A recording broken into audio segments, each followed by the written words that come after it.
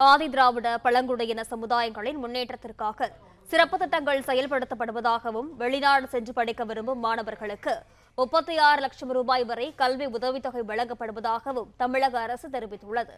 இதுகுறித்த கூடுதல் தகவல்களை தருகிறார் செய்தியாளர் ராஜகுமரன். வணக்கம் ராஜகுமரன், இது குறித்தான தகவல்கள்.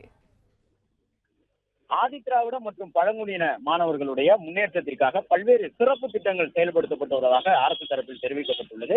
அதன்படி ஆதிதிராவிட பழங்குடியின மாணவர்களுக்கு 36 லட்சம் வரை கல்வி உதவித்தொகை வழங்கப்பட்டிருக்கின்றன.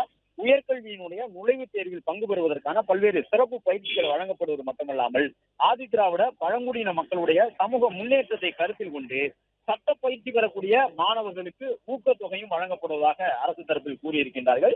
மேலும் ஆதிதிராவிட பழங்குடியின மக்களுக்கான நன்னிலம் மகளிர் நில உடைமை திட்டத்தின் கீழ் 1042 மகளிருக்கு 49 கோடியே 35 லட்சம் ரூபாயில் மானியங்கள் வழங்கப்பட்டிருக்கின்றன என்பதையும் குறிப்பிட்டு சொல்லியிருக்கிறார்கள்.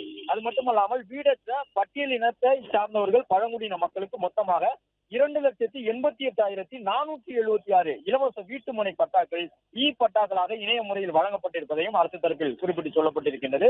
தொழில் முனைவோர் மற்றும் மாணவர்களுக்கான பல்வேறு பயிற்சிகள் வழங்கப்படுகின்றன. அதன்படி 10,000 ஆதிதிராவிட பழங்குடியின மாணவர்களுக்கு 10 கோடி செலவில் வேலைவாய்ப்பு மற்றும் போட்டித் தேர்விற்கான பயிற்சிகள் வழங்கப்படுவதாகவும் இந்த அரசு பொறுப்பேற்றது முதல் ஆதிதிராவிட பழங்குடியின மாணவர்களுக்கு பல்வேறு சிறப்பு திட்டங்கள் செயல்படுத்தி வருவதையும் அரசு தரப்பில் சுட்டிக்காட்டியுள்ளனர். ராஜகுமரன், விவரங்களுக்கு நன்றி.